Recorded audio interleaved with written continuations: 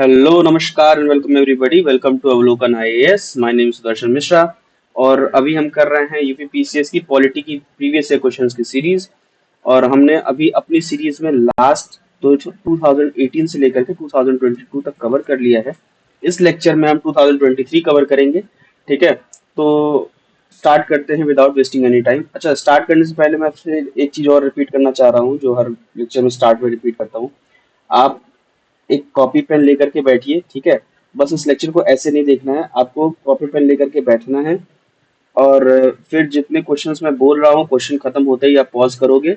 आप पॉज करने के बाद क्वेश्चन को अटेम्प्ट करोगे, सही हो गलत हो वो बात की बात है, पर उसको अटेम्प्ट जरूर करना है आपको।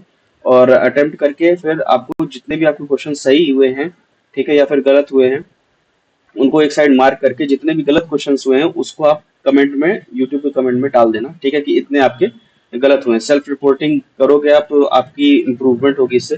ठीक है, तो मूव करते हैं क्वेश्चंस पे। ठीक है, सबसे पहला question, which among the following provisions part of the constitution is not correctly matched. पहला यूनियन टेरिटरीज पार्ट 8 में है। दूसरा scheduled and tribal areas part 10 में है। फिर ट्रिब्यूनल्स जो है पार्ट 11 में है और ऑफिशियल लैंग्वेज पार्ट 17 में। ठीक है, इनमें से कौन सा गलत मैच्ड है? तो देखते हैं आंसर में। इसका जो आंसर होगा ऑप्शन सी होगा, ट्रिब्यूनल। ठीक है, जो कि पार्ट 11 में लिख रखा है। पार्ट 11 जो है वो डील करता है relation between union and state से, ट्रिब्यूनल से नहीं। ठीक है, ट्रिब्यूनल का जो पार्ट है वो पार्ट 14 में कवर है। ठीक है, जो कि इंसर्ट किया गया था 42nd अमेंडमेंट एक्ट 1976 में। ट्रिब्यूनल्स इंसर्ट हुए थे। ठीक है, 14 ए में कवर्ड, 14 में नहीं, 14 ए में। ठीक है, और बाकी चीजें सब सही मैच्ड हैं। मूव करते हैं नेक्स्ट क्वेश्चन पे। Match the list one with list two and select the correct answer using the code given below the list. ठीक है, जो भी सही है उसको मैच कराना है। आर्टिकल 324 किसके लिए है? ठीक है, आर्टिकल 324 जैसा कि हम सब जानते हैं इलेक्शन कमीशन ऑफ इंडिया के लिए, काफी न्यूज में भी है इस समय। ठीक है, तो इसलिए नोन टॉपिक है और चांसेस है कि ये क्वेश्चन रिपीट भी हो सकता है। ठीक है, आर्टिकल किससे रिलेटेड है ये? पब्लिक सर्विस कमीशन आर्टिकल 315 से, यानी बी जो है 3 से होगा। ठीक है, फिर ऑप्शन सी आर्टिकल 280 जो है वो फाइनेंस कमीशन से। ये बहुत ही रिपीटेड क्वेश्चन है, जैसा कि मैं कई बार बोल चुका हूँ कि आर्टिकल 280 वाला क्वेश्चन काफी रिपीटेड है प्रीलिम्स में। यूपीएससी को ले लो, स्टेट पीसीएस को ले लो, किस ऑप्शन वाइज में किसी न किसी फॉर्म में फाइनेंस कमीशन उठ करके आता है आर्टिकल 280 के साथ वाला। ठीक है, फिर ऑप्शन डी बचता है इकलौता, जो कि national commission for scheduled caste होगा। तो अपना ऑप्शन सही ऑप्शन क्या होगा इसमें? ऑप्शन ए जो है 324 आपका है इलेक्शन कमीशन। ए4 के साथ, ए4 किसके साथ गया है? बी के साथ ही बस गया है, बाकी सब ऑप्शन ऑटोमेटिक कट हो जाएंगे। अगर हमको सिर्फ पहला भी आता है ना, कि 324 public service election commission of India के साथ है, तो 324 पहला आते ही हम सीधे इसको मार्क करके आगे निकल जाएंगे, इससे अपना टाइम बच जाएगा। ठीक है, तो मूव करते हैं नेक्स्ट क्वेश्चन के लिए। यही इसका एक्सप्लेनेशन भी है। तो सेल्फ एक्सप्लेनेटरी मैंने अभी थोड़ी देर पहले बता ही दिया है कौन कौन से आर्टिकल किससे रिलेटेड है, तो इसको कुछ एक्स्ट्रा और एक्सप्लेन करने की जरूरत है नहीं। नेक्स्ट है, consider the following events and arrange these in correct chronological order starting from earliest to last activity. ठीक है, इसको अरेंज करना है, सबसे पहले कौन सा हुआ और सबसे लास्ट में कौन हुआ उसके अकॉर्डिंग। सबसे पहला और जो दे रखा है पॉइंट वो है appointment of drafting committee. Second point है Indian constitution was adopted and enacted. Third है date of commencement of Indian constitution. और चौथा है constituent assembly first met, constitution assembly first met. ठीक है, अगर मान लो, चलो अब इसको हम ऐसे करते हैं, एक क्वेश्चन ये बताता हूँ कि जिससे हमें कुछ नहीं आता। ठीक है, कुछ क्वेश्चंस ऐसे होते हैं जो कॉमन सेंस से हो जाते हैं, कुछ क्वेश्चंस ऐसे होते हैं जिनके लिए फैक्चुअल नॉलेज होना जरूरी है। ये क्वेश्चन आपका फैक्चुअल नॉलेज है आपकी तो वेल एंड गुड, बहुत अच्छी बात है। अगर नहीं है तो कॉमन सेंस इसको कैसे करेंगे वो बताता हूँ मैं। देखो, कुछ भी चीज अगर होगा तो सबसे पहले लोग मिलेंगे तब ना काम शुरू होगा। तो कॉन्स्टिट्यूशन असेंबली पहले मिली होगी। ठीक है, मिली होगी, उसका फिर किसी न किसी चीज का अपॉइंटमेंट किया होगा कि भाई ये काम तुम करोगे, ये काम तुम करोगे, ये काम तुम करोगे। तो दूसरा दूसरा हो सकता है appointment of the drafting committee. ठीक है, फिर ये तुक्केबाजी कैसे करना है वो बता रहा हूँ। ऐसे नहीं कि मन में आया, कह रहे मन कह रहा है कि ऑप्शन ए सही होगा तो ऑप्शन ए मार देते हैं, ऐसे तुक्केबाजी नहीं करते हैं। एक एजुकेटेड गेस होता है, ठीक है, जिसको कहते हैं, वो ऐसे ही करते हैं। ठीक, फिर तीसरा, जब लोग अपॉइंटमेंट हो गए होंगे तो फिर क्या कहते हैं, जब सब कुछ बन गया होगा तो उसके बाद ही अडॉप्ट होगा और इनैक्ट होगा। ठीक है, जब सब कुछ बन गया होगा उसके बाद अडॉप्ट होगा, इनैक्ट होगा। तो ऑप्शन 4 के बाद 1 के बाद 2 आएगा। फिर तीसरा होगा date of commencement of Indian constitution, मतलब जब सब कुछ अडॉप्ट इनैक्ट हो जाएगा तभी ना उसका स्टार्टिंग होगी उस चीज की। तो तीसरा वाला ऑप्शन सबसे लास्ट में आएगा। तो तीसरा सबसे लास्ट किस में दिया हुआ है, सी और डी में। उसके बाद में फिर पहला दूसरा ऑप्शन काट दो। फिर देखो सबसे पहला फोर्थ पहला किस में दिया हुआ है, डी में। तो ऑप्शन डी अपना सही हो जाएगा। ठीक है, ऑप्शन डी सही है भी।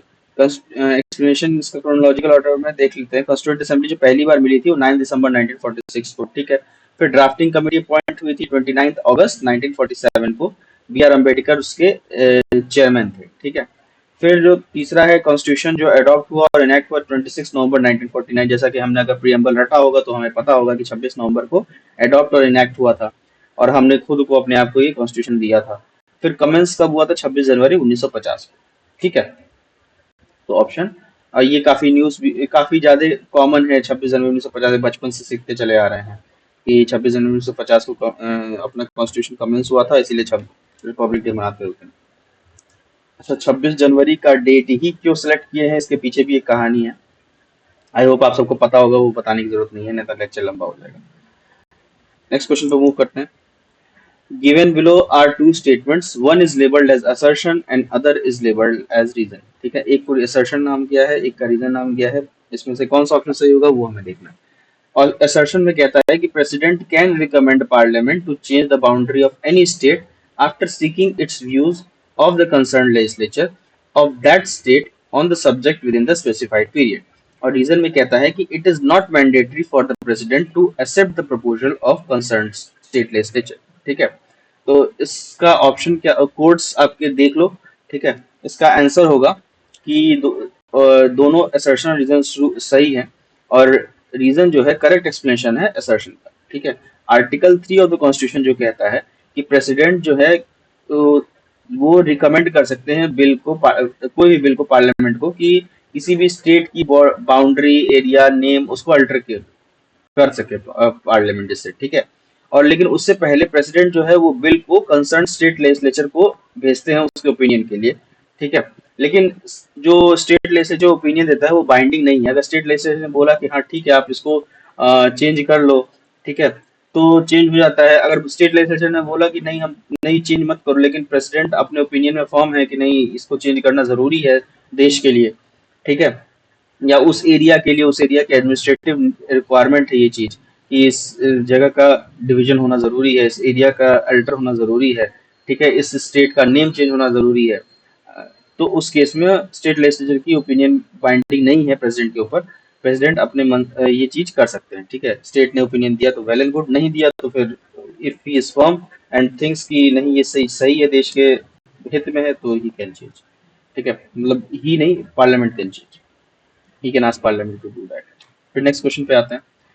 With reference to election of the vice president of India, which is declared void by Supreme Court of India, which one of the following statements is are correct?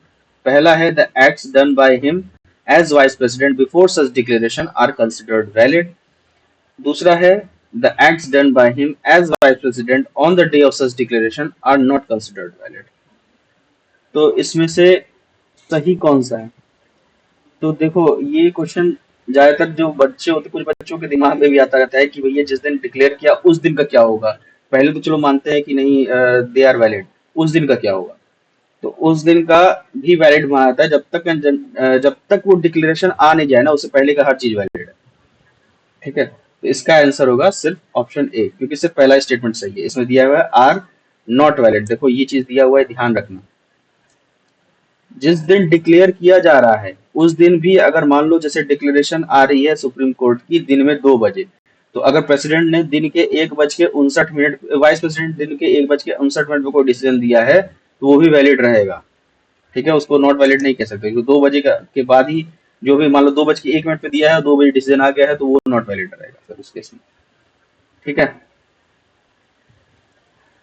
फिर who among the following is first women speaker in Lok Sabha? Pratibha Patil, Urmila Singh, Meira Kumar, Sushma Swaraj. ये factual question है। ठीक है, current affairs का एक तरह से। तो इसका आंसर होगा ऑप्शन सी, मीरा कुमार। मीरा कुमार जो है पहली वुमेन स्पीकर थी लोकसभा की 2009 में, ठीक है। प्रतिभा पाटिल जो थी पहली वुमेन प्रेसिडेंट ऑफ इंडिया थी 2012, सॉरी 2007 से 2012 के बीच में थी ये, ठीक है। फिर सुषमा स्वराज जो थी वो पहली लीडर ऑफ अपोजिशन थी, women leader of opposition in Lok Sabha, ठीक है। उर्मिला सिंह जो है वो गवर्नर ऑफ हिमाचल प्रदेश, ठीक है, स्पीकर नहीं है। फिर मूव करते हैं नेक्स्ट क्वेश्चन पे। Which one of the following pairs, schedule और सब्जेक्ट्स का पेयर है, इज नॉट करेक्टली मैच, मतलब करेक्टली मैच नहीं है।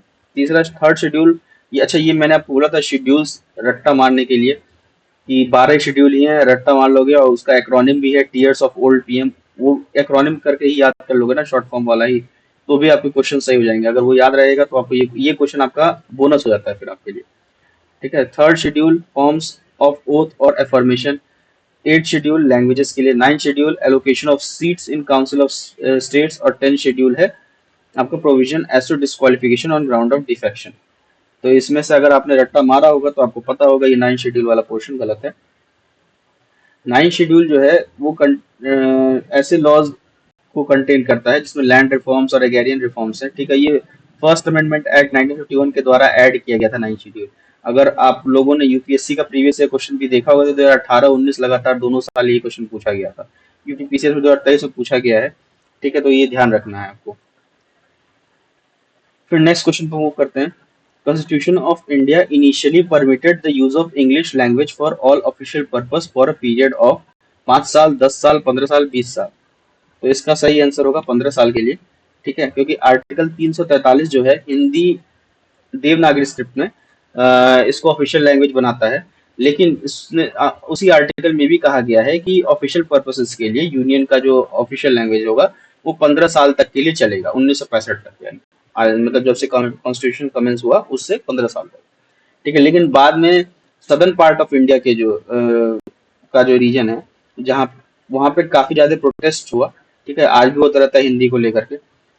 तो उस प्रोटेस्ट की वजह से ऑफिशियल लैंग्वेजेस एक्ट 1963 पारित किया गया, और जिसने ये अलाउ किया कि इंग्लिश जो है वो हिंदी के साथ हमेशा सेंटर के ऑफिशियल लैंग्वेज के तौर पे चलता रहेगा, ठीक है। तो अभी अपनी ऑफिशियल लैंग्वेज दो हैं, हिंदी और इंग्लिश दोनों। याद रखना है ऑफिशियल लैंग्वेज है, नेशनल लैंग्वेज नहीं। Given below are two statements, one is labelled as assertion and other is labelled as reason, ठीक है। तो वही सेम चीज, असर्शन में बोला गया president is a part of parliament, और रीजन में बोला गया है a bill passed by two houses parliament can not become a law without assent of the president. ये बहुत बेसिक क्वेश्चन है। तो इसका आंसर ऑप्शन ए होगा ऑब्वियसली, कि सॉरी ऑप्शन बी होगा, बोथ असर्शन रीजन ट्रू है, और रीजन जो है करेक्ट एक्सप्लेनेशन ऑफ असर्शन, ठीक है। ऐसे यूपीपीसीएस भी खेला कर देता है बीच बीच में ऑप्शन बदल करके, आप मतलब ये दोनों सही देखोगे ये मार्क करके आ जाओगे, तो ऐसी गलती मत करना, अभी सामने दिख गया है ना। ऑप्शंस भी पढ़ना, ठीक है, कौन सा ऑप्शन कहाँ मार्क किया गया है, क्योंकि कभी कभी ऑप्शन घुमा देते हैं वो। तो क्वेश्चन आपका फिजूल, आपको क्वेश्चन पता है, सब कुछ पता है, लेकिन फिर भी आपका गलत हो जाएगा, तो ऐसा काम मत करना। Both assertion reason are true and reason is the correct explanation of assertion, ठीक है। एक्सप्लेनेशन इसका सेल्फ एक्सप्लेनेटरी, लेकिन चलो ठीक समझाता हूँ। आर्टिकल 79 जो है पार्लियामेंट ये बोलता है कि parliament consist of president, Lok Sabha और राज्यसभा, ठीक है। क्योंकि इन तीनों चरणों से होते हुए ही एक बिल जो है आपका फाइनली लॉ बनता है, ठीक है। और बिल जो है प्रेसिडेंट के एसेंट के बाद लॉ बनता है, ये कहता है आर्टिकल 111, ठीक है। फिर मूव करते हैं नेक्स्ट क्वेश्चन पे।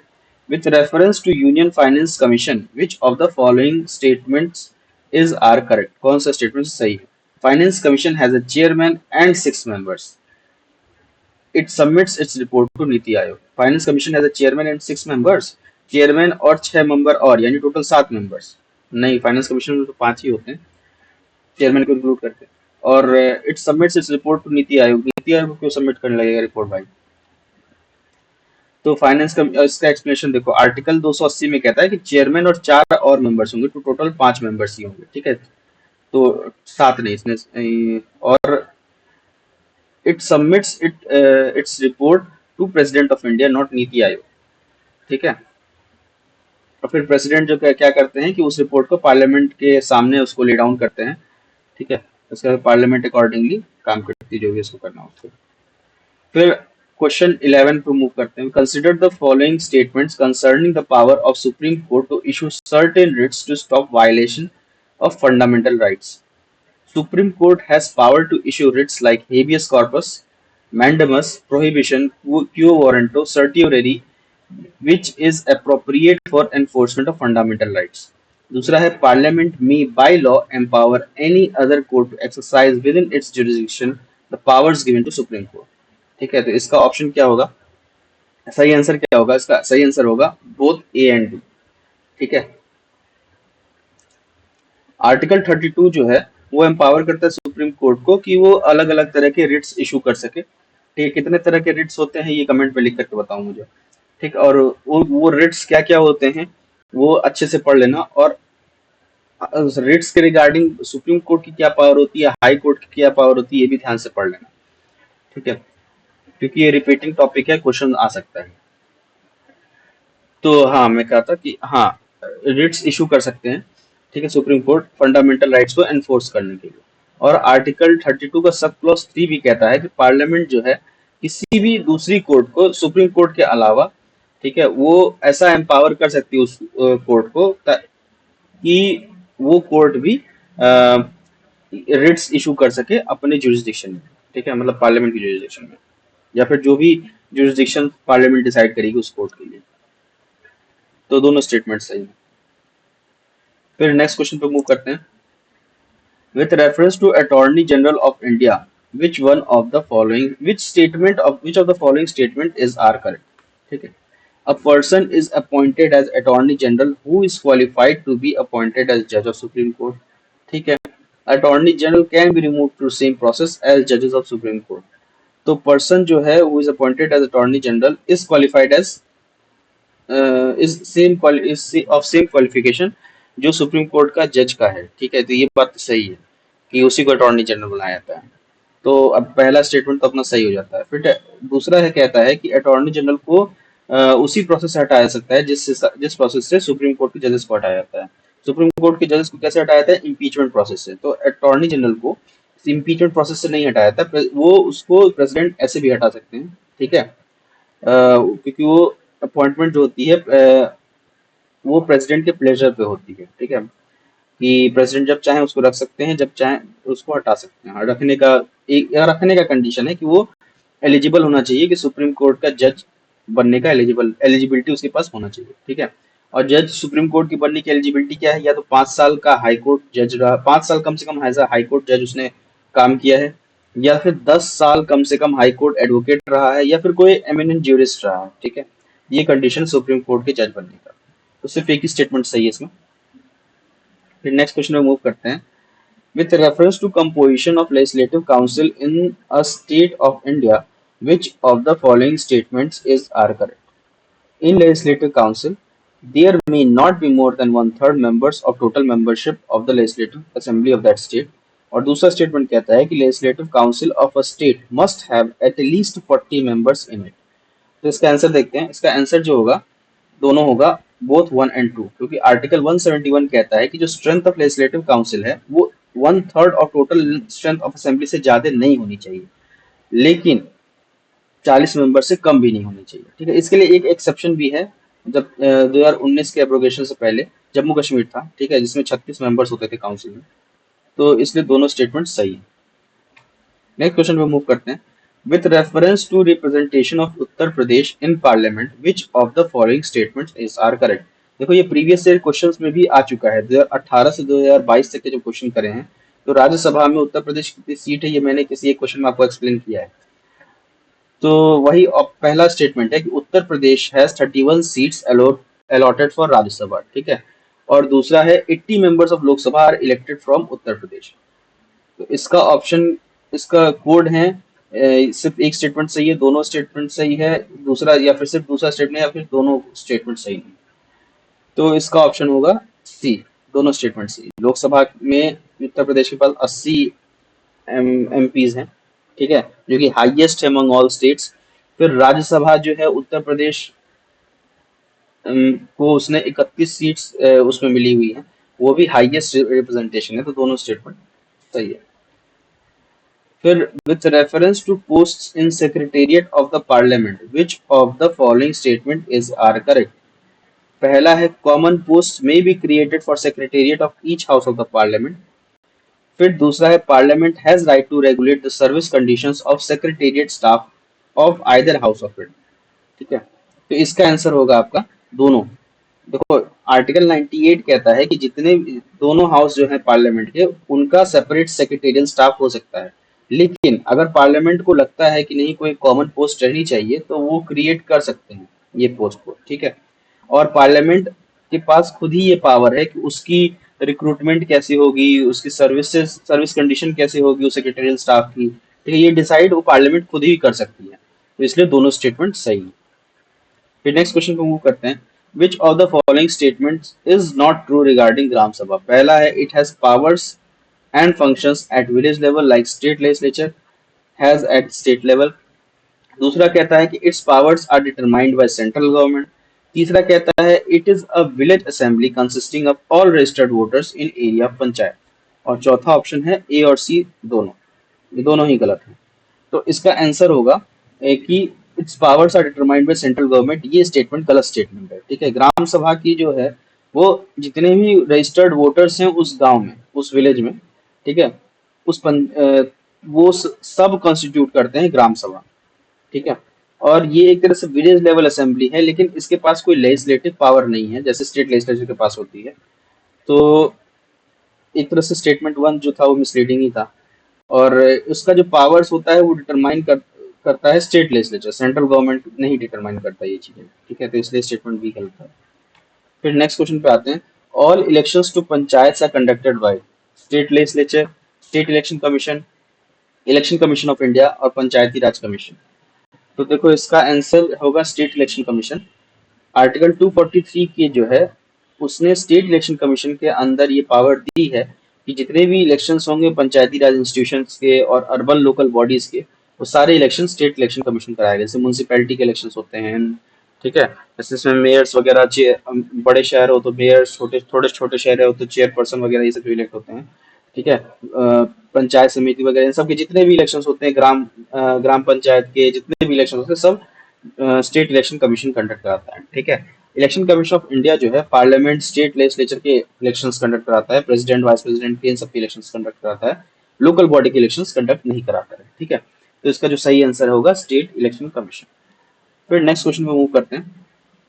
With reference to recommendations of Ashok Mehta Committee 1977 on Panchayati Raj, which of the following statement are correct? The three-tier system of Panchayati Raj should be replaced by two-tier system. और उसका फिर दूसरा है a block should be the first point for decentralization under popular supervision below the state level. तो इसका answer होगा दोनों, option one और टू दोनों। अशोक मेहता कमेटी जो 1977 में बनी थी, उसने रिकमेंड किया था कुछ मेजर रिफॉर्म। जैसे उसने वही एक लौती कमेटी थी मतलब स्टार्टिंग वाले बीएजी में।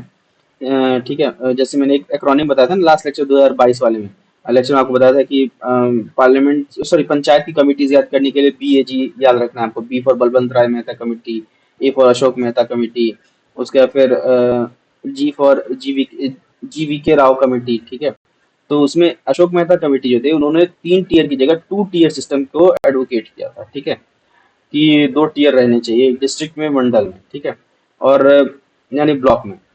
और उन्होंने ब्लॉक का जो लेवल था उसको बेसिक यूनिट ऑफ डिसेंट्रलाइजेशन बना बोला था। ठीक है, अभी करंटली ग्राम पंचायत है जो बेसिक यूनिट ऑफ डिसेंट्रलाइजेशन है, सबसे छोटा लेवल वही है। तो ऑप्शन ए ऑप्शन सी दोनों सही है, वन और टू स्टेटमेंट दोनों सही है। फिर रेजिग्नेशन लेटर बाय जज of supreme court is address to chief justice of India, senior most जज of supreme court, C president या डी प्राइम मिनिस्टर। तो इसका आंसर होगा प्रेसिडेंट। ठीक है, आर्टिकल 124(2) में जज ऑफ सुप्रीम कोर्ट में resign by writing to president of India. ठीक है, चीफ जस्टिस ऑफ इंडिया या बाकी जो जजेस होते हैं वो बराबर ही एक तरह से होते हैं, तो अपने बराबरी वालों को रेजिग्नेशन कैसे अपने सीनियर को ही दिया था रेजिग्नेशन ना, तो अपने उनके से सीनियर प्रेसिडेंट ऑफ इंडिया ही है। ठीक है, is the first citizen of our country, तो सबसे सीनियर मोस्ट तो वही है, तो hence resignation is address to president. ठीक है, और जो आपके ये चीफ जस्टिस होते हैं वो फर्स्ट अमंग द इक्वल्स होते हैं, यानी सारे जितने भी जजेस ऑफ द सुप्रीम कोर्ट है सब इक्वली हैं, वो उनमें से पहले हैं। ठीक है, फिर नेक्स्ट क्वेश्चन पे आते हैं। Which of the following is not a part of article 20 of the constitution of India? Prohibition against self incrimination, double jeopardy clause, तीसरा है प्रोहिबिशन अगेंस्ट टॉर्चर, और चौथा है ex post facto law. Option C है prohibition against torture.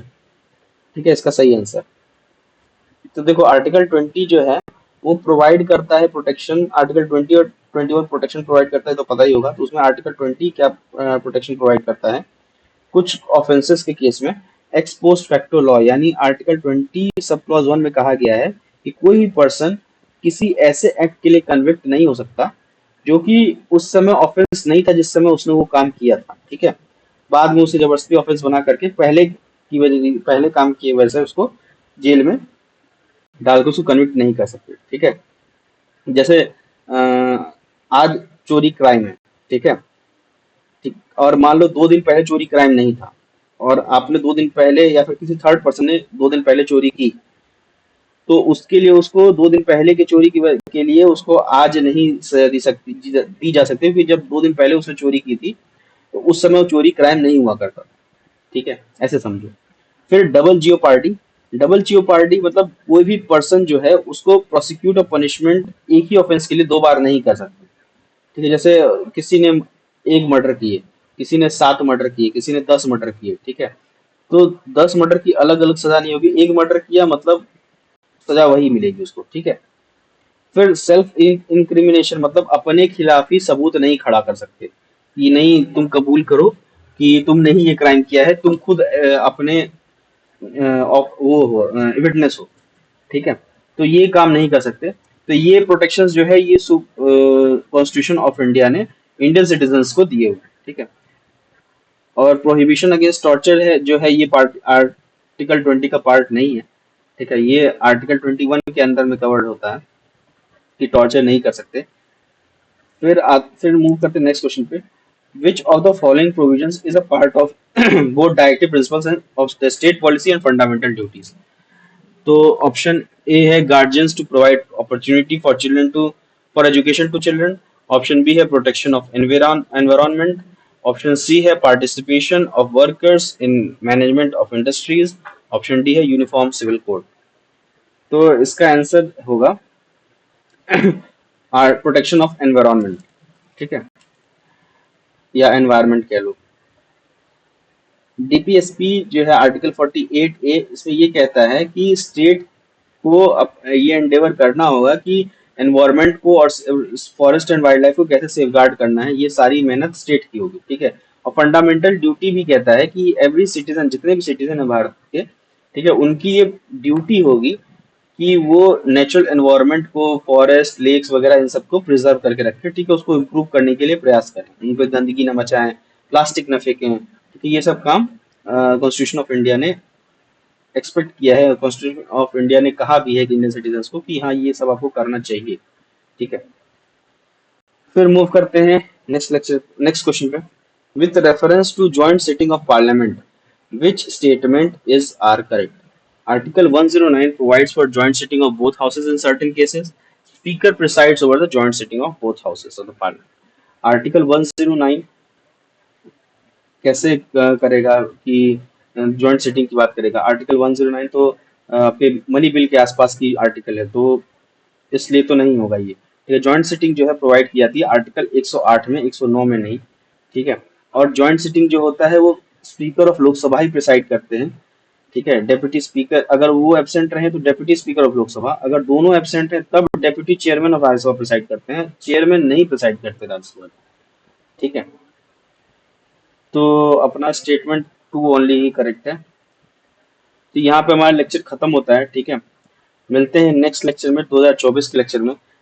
और मैं फिर एक चीज रिपीट करना चाहूंगा कि आप आंसर राइटिंग करो। ठीक है, आंसर राइटिंग नहीं करोगे तो फिर ये प्रीलिम्स की मेहनत आपकी किसी काम की नहीं रहेगी। ठीक है, जितना आप आंसर राइटिंग करोगे प्रीलिम्स में क्वालिफाई करके, फिर आंसर राइटिंग अगर किए होगे अच्छे से, अभी टाइम भी है अपने पास, प्रीलिम्स से 1 महीने पहले तक तो आप आंसर राइटिंग कर ही सकते हो, यूपीपीसीएस के प्रीलिम्स से 1 महीने पहले तक। ठीक है, तो आप कोई प्लान जो भी आपको सूटेबल लगता हो, जो भी आपके बजट में हो, ठीक है, अगर आपको लगता है कि नहीं कुछ ज्यादा चार्ज हो रहा है या फिर बजट फ्रेंडली नहीं है, तो आप हमारी टीम से कांटेक्ट कर सकते हो। आपको जो भी सुटेबल डिस्काउंट होगा वो हम देने की कोशिश करेंगे। ठीक है, तो आंसर लिखो, क्वेश्चन आंसर्स लिखो। जितने ज्यादा लिखोगे उतना ज्यादा आपकी राइटिंग स्किल इंप्रूव होगी, जितनी इंप्रूव होगी उतना अच्छा आपका रैंक होगा। ठीक है, तो मिलते हैं फिर नेक्स्ट लेक्चर में। इस लेक्चर के लिए बस इतना ही था। तब तक खूब दबा के पढ़ो। और जो भी, हाँ, एक और चीज मैं कहना चाह रहा हूँ कि जो भी आपने मार्क किया है, जितना भी आपका गलत हुआ उसको कमेंट सेक्शन में जरूर डाल देना। ठीक है, सेल्फ इंट्रोस्पेक्शन होता रहेगा आपका कि आपने कितना गलत किया। सामने वाला देखेगा तो उसको भी लगेगा कि नहीं, मैं भी डालना चाहता, मैं मुझे भी डालना चाहिए। तो एक तरह से कॉम्पिटिटिव एनवायरनमेंट बढ़ेगा। तो आप अगर घर से बैठ करके पढ़ाई कर रहे हो तो वो थोड़ा आपका क्या कहते हैं, मोटिवेशन भी बढ़ेगा पढ़ने का। ठीक है, तो यहाँ पे इस लेक्चर को खत्म करते हैं।